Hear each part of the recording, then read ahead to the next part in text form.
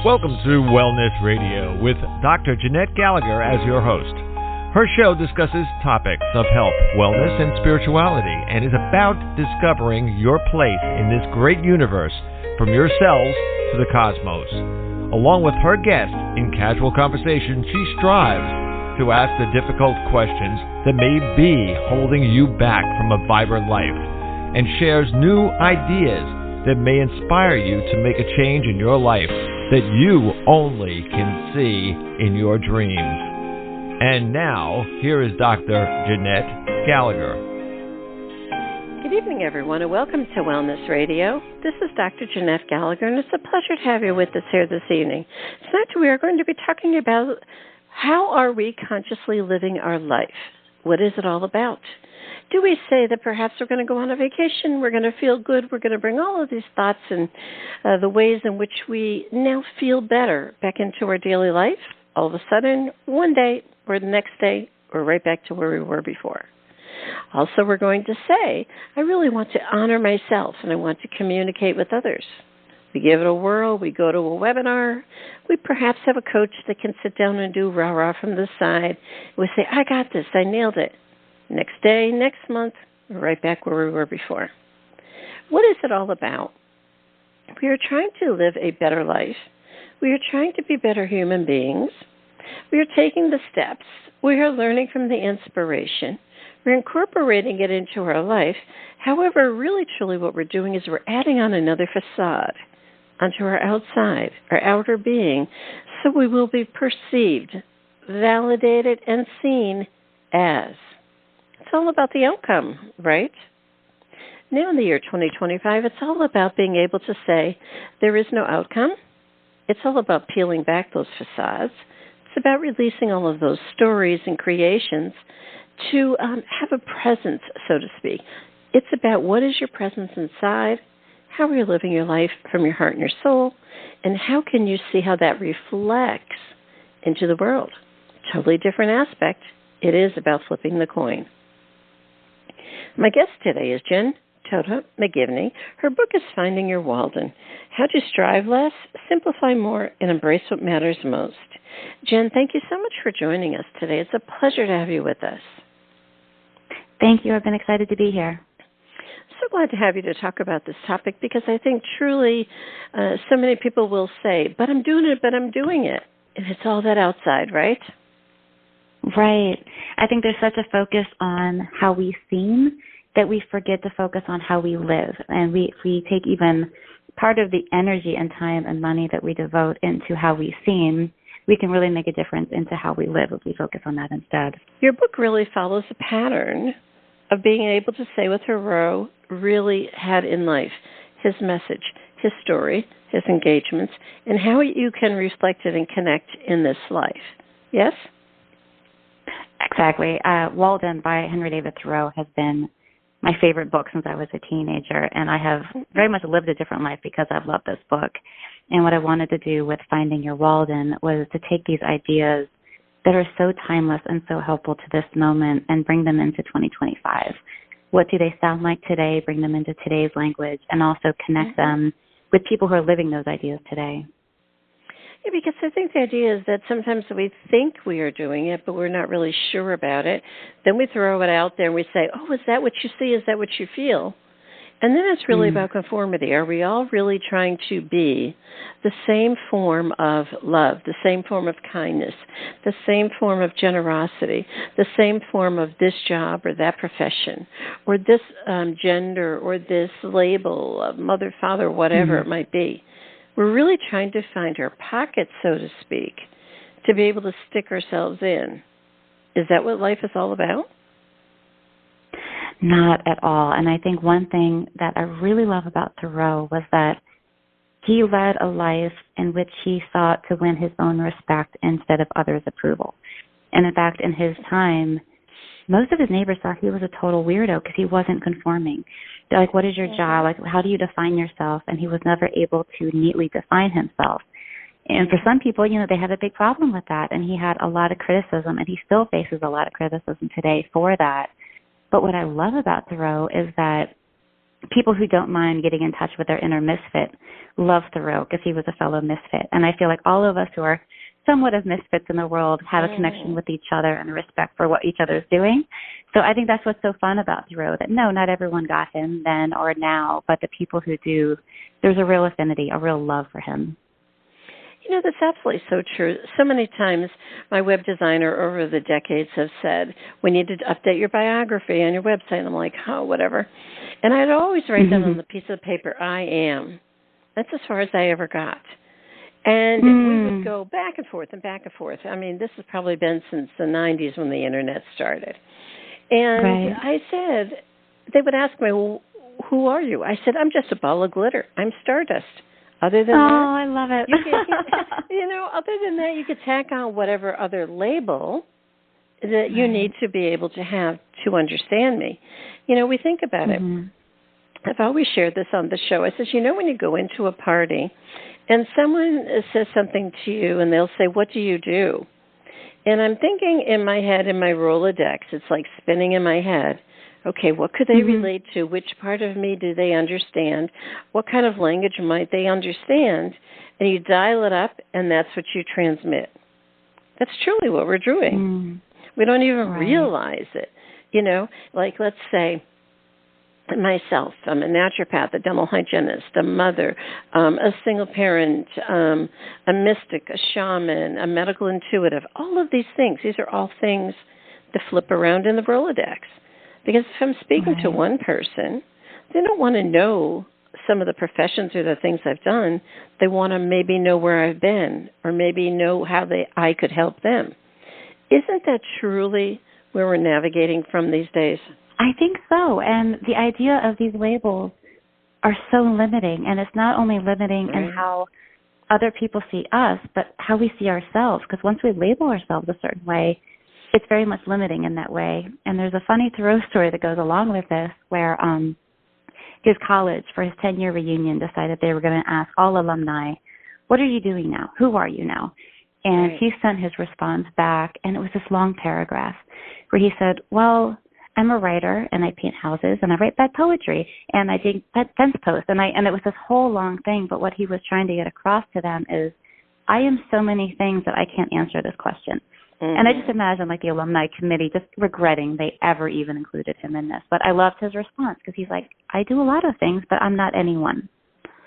And that's so true. And I really think about it in our professions and our jobs and what we do. You know, what is your job about? Is that who you are? Is that your identity? And you kind of like tote the rose, so to speak. I distinctly remember it is a repeating pattern in my life. And I think kind of jokingly look at it anymore. But I distinctly remember each time I was in college for each one of my several degrees, every time the dean would always take me to the side and say, Jeanette, now these are exact words, and it's very strange. Jeanette, you don't belong here. This is not for you. You are not a good representation of the profession, and you need to leave. And I wished I had the wherewithal to be able to tape that each time. And I'm thinking, how odd this is. And I'm thinking, you know what? That must just be the universe saying to me, Jeanette, you're on the right path. See, they did it to you again. You're going to get the information, but you're not going to conform to what they want you to be. You're going to take it, and you're going to use it yourself. And I think that's so vitally important. And I'll share this story. Dr. Jeanette, I love what you're saying. Because I'll share this story. Like, I was a dental hygienist, and, I mean, I was excellent at it. And I distinctly remember every single patient I put back in the chair, I would look into their eyes for 5 seconds and engage. And then I would clean their teeth or whatever. After 25 years of that, I reflected back on it and said, what was my real purpose of doing that job? Why did I do it? And it all of a sudden struck me. You were only there to connect souls. You've been doing it your whole life. And that was a profession that would bring you to come to your soul mission. So I think that's very important to understand. Right. When you have a job, find out what, in reflection, what your soul purpose was. It may have been nothing that you thought it was. You were just using that as a tool to get to be able to deliver a service, perhaps. I love it. there's a chapter in the book about work, and the message is a job is what you do, it's not who you are. And I think there's such confusion now to make our job our identity, to make our worth our salary. And that's called enmeshment, when we start to confuse our identity with our job. And I think what's so dangerous about it is, look at all the people who are losing their jobs right now, and then they're like, well, who am I?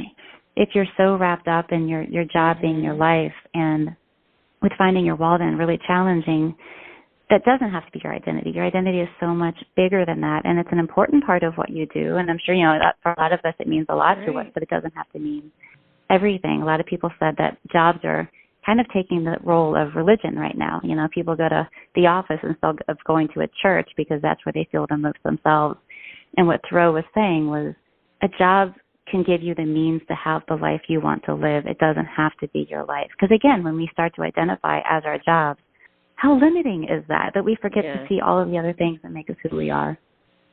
Yes, because also, too, when I share about people, that I am a naturopathic doctor, they say, what is that? And then immediately, half of their brain shuts off. They can't understand. The other half decides whether they want to or not. But in essence, I turn around and say, I'm a teacher. That's all I am. I'm a teacher. And what would you like to know? And then it seems to open up. So if we can see the different version of what is going to be received versus what you think you're always delivering, might that be a different pattern? Definitely. And I'm curious to ask you, because you've had such a rich career in so many different ways, how do you think that has opened you up, not limiting yourself according to I am this or I am that? Like, do you think you've lived a different life because of your attitude there? I've always been open my whole life. I wouldn't even know anything different. I didn't know people lived the other side. I distinctly remembered even, like I see ghosts and angels all the time. I know when people are dying, all this other stuff. And I didn't know that people didn't know that. and I kind of went, okay, like, or when I would go into the hospital and things and I would know certain things that were going on and stuff, I didn't know people that didn't know that. I'm going, how could you be so shut down and so disconnected? I didn't know that people were shut down and disconnected. Isn't that amazing that there's such a diverse, almost like a big canyon in between us, between the knowing and the not knowing? And to think of all of the potential that all of us have that we might not realize because we might be missing out on that openness. I think we all have the openness, but we don't recognize what it means. Your book definitely gives many tips and inspirations and stories in words to be able to connect to. Sometimes people will say, but I'm looking for this, but they don't know that it has a different context of words. It's sort of like, when you go to the doctor and you're telling them what's going on and giving all them symptoms, you're waiting for them to come up with the disease because they have a different language. They speak a different volume, or like when you come to me, we speak something differently. So you just want to grasp what's the different thing that I'm trying to tell you. Can you identify it? So you're looking for a translator, so to speak. And, I think that's so interesting because when you talk about Thoreau in the book, Thoreau sets out and shares stories. And that's truly about being able to take that information and translate it into your present moment. That's what your book does, Finding Your Walden. So are we not saying all the information has always been out there that I'm seeking? I just need a means of doing the bridge, how to translate, how to navigate it in between? Right. And what I think that Thoreau offers is transcendentalism. I want to bring transcendentalism back. Here was this movement in the early 1800s in New England that I think would be transformational right now. And with transcendentalism, Thoreau and other transcendentalists believe that we have intuition within us. We are born good people. We are born with value. It is the opposite of original sin.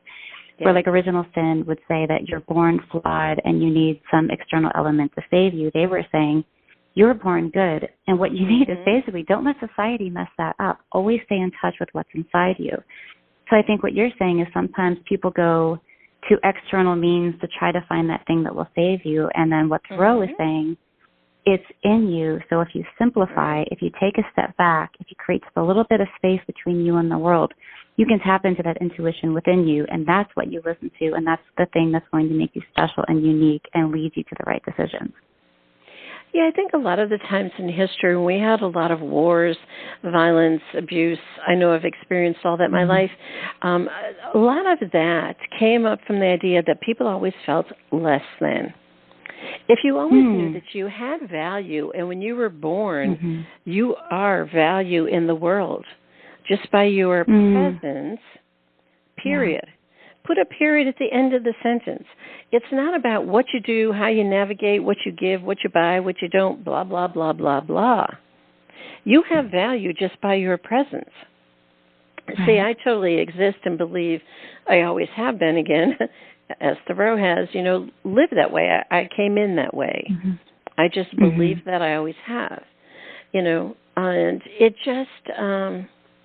Well, people would say, but I have to do penance. I need to fix it. Something is wrong. Even if you have a chronic disease, or even if you're on your deathbed, honey, you're just as good as you always are. Your soul is, let's go back to what I said before. You are glitter and you are stardust, period.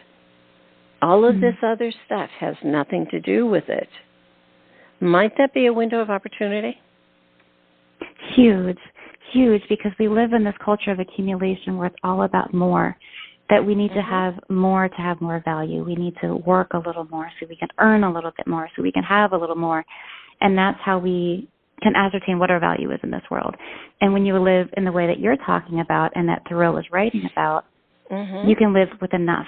You can define enough. What do I have to have enough of what matters? And then you can stop trying so hard. Then you can stop striving and then focus on how well you're living. And that's radical, because it goes against so much of what our society instills in us, that we just need that next thing. And when you realize that you don't need that next thing, life gets a lot easier and more enjoyable. It's so different. I live here in New Orleans, and every time a hurricane comes and we lose all our stuff or whatever, or something happens or whatever it is, with Katrina, it was loss of jobs, communities, houses. You can't understand it unless you actually experienced it. And we're just like, oh, okay, no big deal. We rebuild, we do whatever, and, it just is what it is. But many times I think people live in different areas and they've never had an experience that actually kind of wiped out all of their identity processes. And I think until that happens, you really don't know, or you aren't challenged to be able to do something differently. Perhaps? That is fascinating. And I want to read a whole book on what you just said, Dr. Jeanette.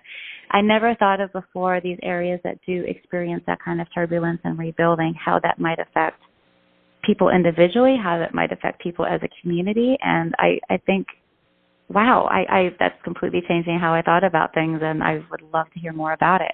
How do you think the culture of New Orleans is what it is because of that? We've always been, I've been here for decades. It's always been an open, we don't have separation. We don't see race, success, money. You could sit next to a person that's a celebrity and it's like, who cares? I don't know who you are. Doesn't really make any difference. You know what I mean? Or when you get on a bus, you welcome everybody. It's good morning and to everybody. You go into a doctor's office, everybody's talking amongst themselves. There is no separation. There is no privacy. There is no, this is I'm better than you kind of tier system. So I've never experienced it otherwise unless I travel. And then I'm like, oh, gosh, get me out of here. I've got to go back home.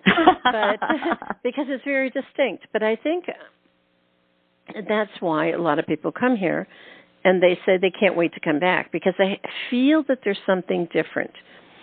So truly what you're saying in the book, when you're reading your book, Finding Your Walden, when you're listening to this conversation, what we are offering, what Jen and I are offering today is, can you feel a sense of there can be something different, and you go on a quest to be able to say, take me there, show me, guide me, open up the door for me, perhaps?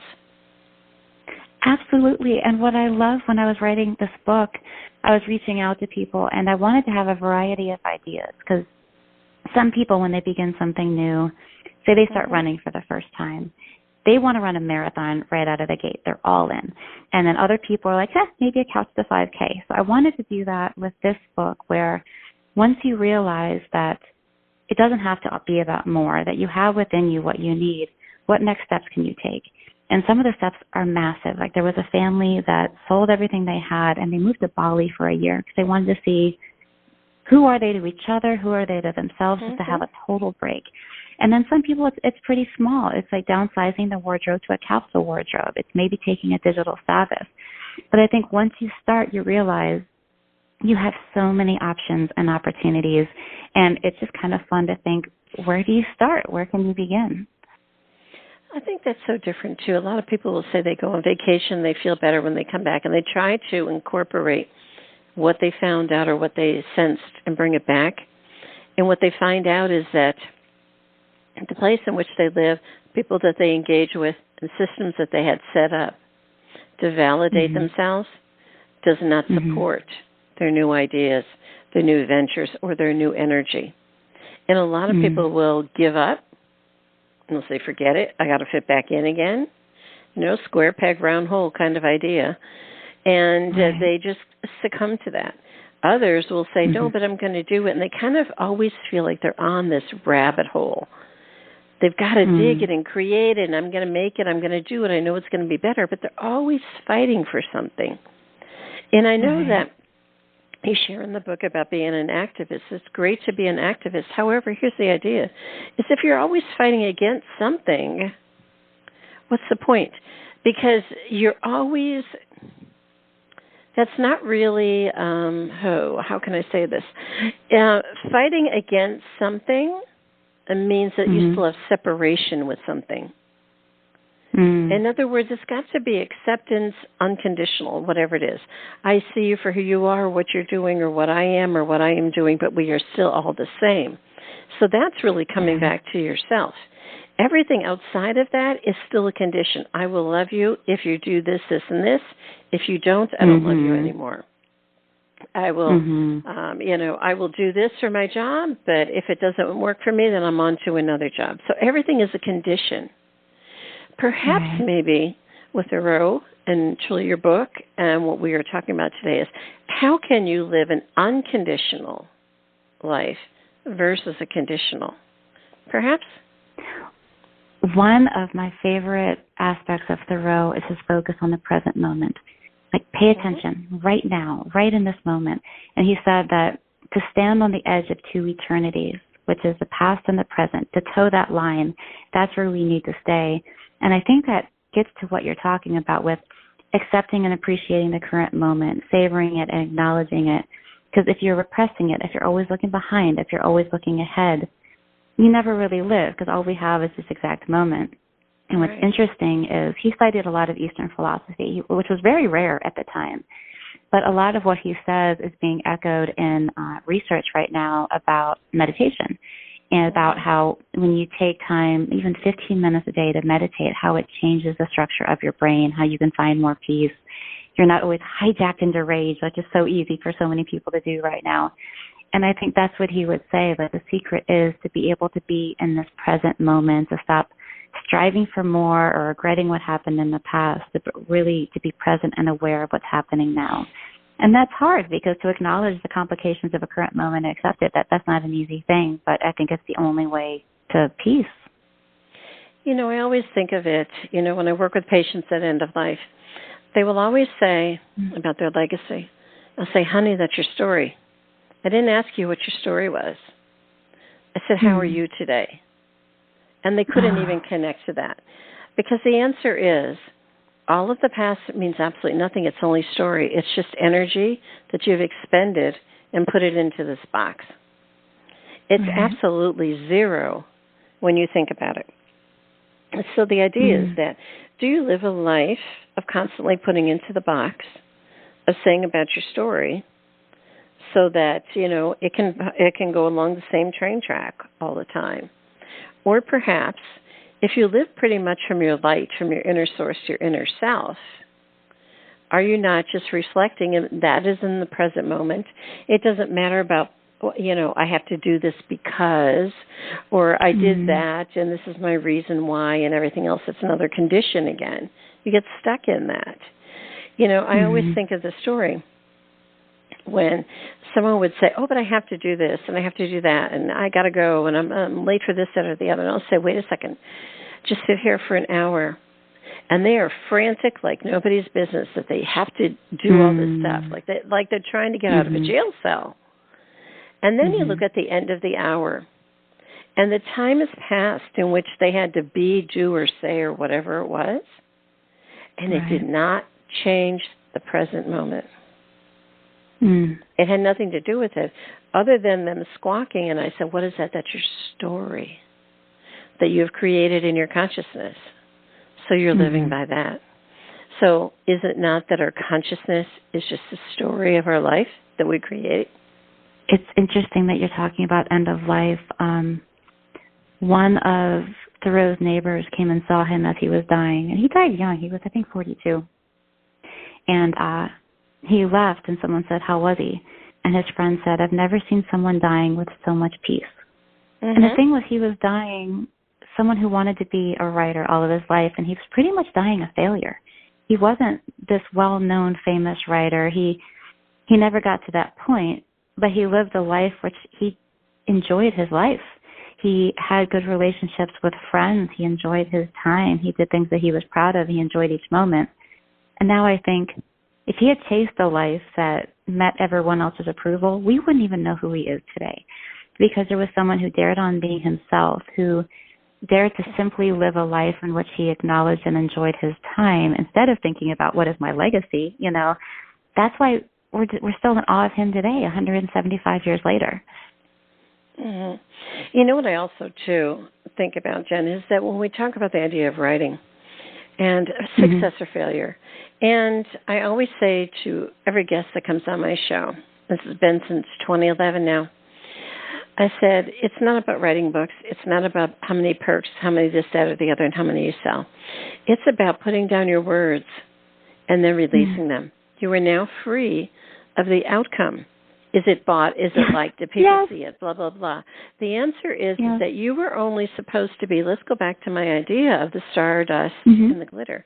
You were only supposed to radiate your energy. It's not about describing it or being dependent upon the outcome. So in essence, Thoreau was an absolute success. He released his energy. That's it. That's all he had to do. He didn't have to do anything else. And I think we get so messed up with the human language, perhaps. Yes, especially as a writer right now, what you're saying is resonating so much with me, because I've had so many people ask, what are your goals for this book? And I said, well, it was to write it. And I have no expectation of outcome, because, we really have no control over outcome. I want to, put the idea out there. I want to enjoy it. I want to talk to people about it. But I think it's so wise, like you said, to do what you need to do, put your ideas out there, and then divorce yourself from outcome. Well, when you release your energy, how can we decide where it goes? I always think of it as when the sun's rays come down, do we decide where it goes? If a leaf moves around and it shines more light on your plants, did we decide that? Did the sun decide that? Who's that to decision? It just is. Can life be that simple as it just is? I think it's both simple and also complicated. Like the idea that Thoreau went out in the woods for 2 years just to watch nature, and he got to the point where he would get up in the morning, sit on his little front stoop, and he would be out there all day just watching nature, because there was so much to see and so much to take in. It's almost awe-inspiring to really see it once. It's so simple but so complicated, and just to be in awe of it. And like you said, is the sun trying? Is the rain deciding what plants to hit? But yeah, I think it's unknowable, but I think it's a really nice thing to think about. And it kind of, why are we trying so hard if, maybe we don't need to? And I think that's why there are a lot of people who really, really don't like Thoreau. And I think he has this idea of putting out there, is it possible that we're overcomplicating life? Is it possible that we're trying so hard that we're making our life worse? And some people really do not like to hear that message because they're thinking, well, I'm trying really hard. It has to be for something. And he's like, well, maybe if we try a little less hard and we accept what's coming our way, we can live a little simply. And I think for people like you and I, we love that. And then some other people, that really doesn't go over well at all. Right. It's because they're so vested in something. They're vested in whatever that you can fill in the dot, so to speak. And, for myself, I distinctly remember my husband came home one day. He said, what'd you do all day? I said, I sat here and I watched the trees. He said, what'd you do? I said, I sat here and watched the trees. He says, you mean you wasted the whole day? I said, absolutely not. I watched the trees all day long. Do you want me to tell you about my day? They couldn't have any interest. So the idea is that it's your own personal journey that you need to worry about, and you need to not worry about anyone else's. That's the difference. Yes, and they don't need to find it worthy. They don't need to find it. No. Yeah. I think the validation of and the value of self must come from the inside. Just as going back to the beginning of this call today, is we've got to go back to the beginning. What is self about? Self is about self. Self is not about reflection out there, what others see you as and can describe you. Does anybody else think that they can describe me as stardust and glitter? No, they don't even know what I'm talking about. But that's how I describe myself, and that's how I feel in the world. So I think the idea is, how can we choose to be able to say, I don't wish to engage in that kind of rabbit hole idea. I choose to be able to be inside myself, perhaps. Right, and I think it really goes back to that idea of the thing about Thoreau that I love, and is also wildly inconvenient, is when I read Thoreau, he makes me wonder, are my decisions making me more fully me, or are they making me just a little more like everyone else? Right. Are my decisions about how I'm going to seem or how I'm going to live? So I think coming back to those questions again and again can be so, like I said, wildly inconvenient, because that's not the way the world works. That is not what the world rewards. Right. But I think that's the key to a peaceful life. And I think, again, with the idea of self, you've got Thoreau, who's reading a lot of Buddhism and Eastern philosophy, in which they would say that maybe there is no self. If there is a divinity within each of us, then also there's this amazing community between us, because that means everyone has a divinity within them, that everyone has this uniqueness and specialness within them. And I think in some ways that almost breaks down the idea of self, where a lot of us are out there and we've got our energy, and there's this amazing connection between us. And there's another thing I love about transcendentalism, where in some ways it does go back to the individual, it does go back to the self, but also this idea of community where everyone is deserving of respect and love and rights. And I think one thing that's lost about transcendentalism is when people focus so much on what it did for the self, they forget what it did for advocating for abolition, advocating for women's rights, so the idea that, well, we all deserve love and respect. Going back to, I say living here in New Orleans, if you have someone in front of you in line and they're kind of looking for their card to pay or whatever, you're not looking at their face. You're just understanding, hey, I've got a little extra. Let me give it to them and pay, and not even looking to see. It could be someone famous that just didn't bring their card with them that day. It had no matter to you whatsoever. It doesn't even show up in your thoughts. I mean, I don't even see it. So that's the idea of how many filters are you carrying around to have a condition on your value. Do you know what I mean? Right. Oh, that's fascinating. Right. I didn't think about it in those terms, and that's a really interesting way to put it. I think of it all the time is that I say, really, if we think about children when they're born, they really don't have all of this identity stuff, so to speak. It's really put upon them by people around. The parents will say, you're going to do ballet. Oh, yeah, my daughter, she's a ballet person, or my daughter, she's a this, that, or the other, or my son, he is this, that, or the other. And it's always an identity of who they are. Instead of saying, what do you want to be when you grow up? Right, but instead of saying, oh, my daughter cares for human beings, she works in the hospital. Isn't that different than saying my daughter's a doctor? It's totally different. Very much, and I've heard people say now when they go to parties, instead of saying, what do you do, it's like, what fills your time these days? What do you enjoy these days? And I love that because it's about action and personality and not labels. It's definitely about flipping the idea of what do you do. Just as I said about doing the dental hygienist thing, I could have said, I touch and see souls every single day. And they're like, huh? Right. They think you have an 10 antenna in your head, just like Thoreau had, you know. It's like you seem very unique, you seem very esoteric, and I'm kind of can't relate to that. And I think truly in closing, we want to say, what is the reason why? And I think the reason why is fear. Fear that they won't be seen, fear that they won't be accepted, fear that they won't be validated, and fear that they might be missing something. I think that's the human aspect these days, perhaps.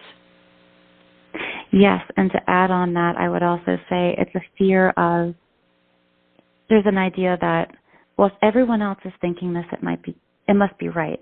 Because I can't be right all by myself, you know. Surely I can't be right by myself because people have been thinking this way for so long. And it's a fear of stepping out from this society that, you know, really does not have our best interest at heart, and to step aside and say, that's not how I want to live. Those are not the values that I want to embody, and maybe I am right for me. So, yeah, I could totally agree. I think fear is at the heart of it. Yeah, it's so difficult to live these days, especially with, the internet, social media, and having to have your presence. I encourage all elders, when you're sitting down and, they're saying about your obituary, for myself, there'll be nothing and no release in the media.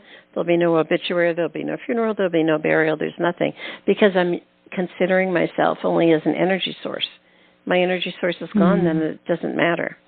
And I think that is probably the most freeing moment. I know that 99% of the people can't understand that.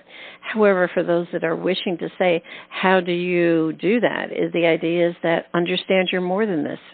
Isn't that what we're really proposing? Right. Would you say, though, that your energy will continue to live on with the ideas that you put out while you were here? Right. Yeah, my energy is eternal, but it does not connect with the story of this human existence. That's the difference. Because and how differently we would live if we accepted that. Wow. Yes. Yeah, because when people say, oh, well, when someone so-and-so died, they were clamoring to find someone to do as a psychic reader. They come to me as a medium. They say, well, I want to know if they're okay. I said, why would they not be okay? They left their misery and their human story back here. Why do you keep calling up their story? Stop calling up their story. They're just energy. You don't leave them alone. There isn't a them anymore. You know what I mean, so to speak. I love the perspective that you're bringing to this conversation, because it's slightly different than I've heard from other people. And I'm curious, in terms of Thoreau, so many people see Thoreau differently. What do you think about him, and what do you think he brings to the conversation that resonates with you? See, I think the biggest thing that we have to remember that we talked about today is presence, and just breathe in the moment. And what you do is okay for you. Like when you said about him being able, and when he went out, to the cabin for that amount of time. Why is that so different? I don't understand why that's any different, And people would say, but. And as soon as you use the word but, that's when you have to stop and say, what is the but about? That's the difference.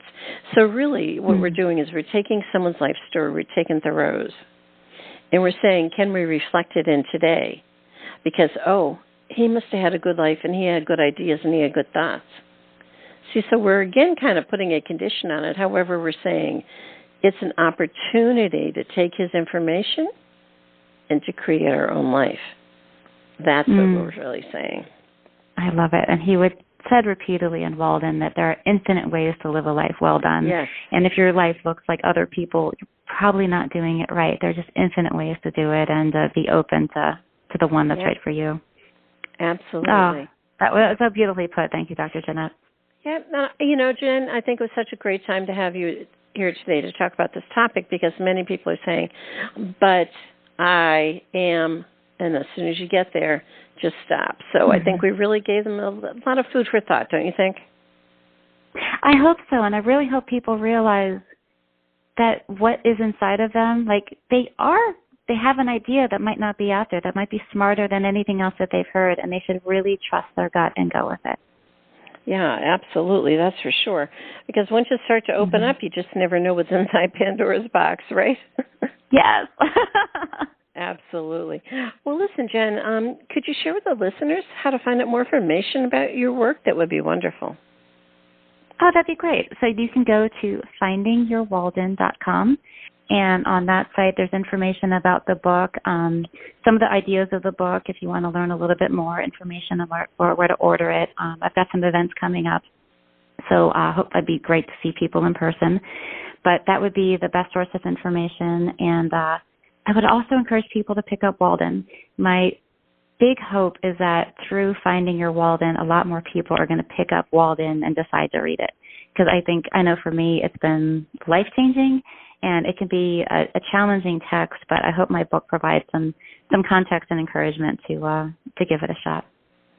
Absolutely wonderful. And also, too, what I say, your book, Finding Your Walden, is a smaller book. I know what I like to do is I always say when you're done reading it and you're out, leave it off at a fast food place or at a coffee shop. Just leave it there. Yeah. They're not going to throw it away. You're just going to put it in the front. I hope you enjoy this book if you found it. And you just leave it there. Oh, I love it. A lot of times it's you never know. Right. It's about being able to pass along inspiration. I mean, that's how we have to do it, right? I love that idea so much. And I mean, books are such gifts. Books can change a life. You never know what is going to change. Absolutely. Well, Jen, it was such a pleasure to have you with us. We thank you so much for joining us today. Thank you. This has been such a lovely conversation. I appreciate it, Dr. Jeanette. Thank you. If you'd like to find out more information about Jen Tota McGivney, again, the book is Finding Your Walden, How to Strive Less, Simplify More, and Embrace What Matters Most, please do click on the link on the bottom of today's show page to go directly to her website for more information. And it is about being able to say whatever is coming up for you, if you know that you're feeling something different, you want to kind of burst out of the bubble, so to speak, or you want to clear out your space or say, oh, this just got to be a different way. Take on the inspiration. Take on a different pathway. Open up a box. Clear out your space and go outside and just breathe. And be the person that you are inside. It requires nothing else of you other than your presence. Thank you so much for joining us today. This is Dr. Jeanette Gallagher. Until tomorrow, have a great day. Today we discussed many life-changing concepts. Who do you turn to, and how do you know what is best when faced with a health crisis? Dr. Jeanette is a patient advocate. She listens to the patient, the doctors, and the family, clarifies the health issues and concerns, then helps the patient make the best choices going forward. If you would like help implementing change into your life and health, we can talk and see where you are stuck and how to improve the quality of your life. Check the link on the bottom of today's show page or visit drjeanettegallagher.com to schedule a phone appointment today.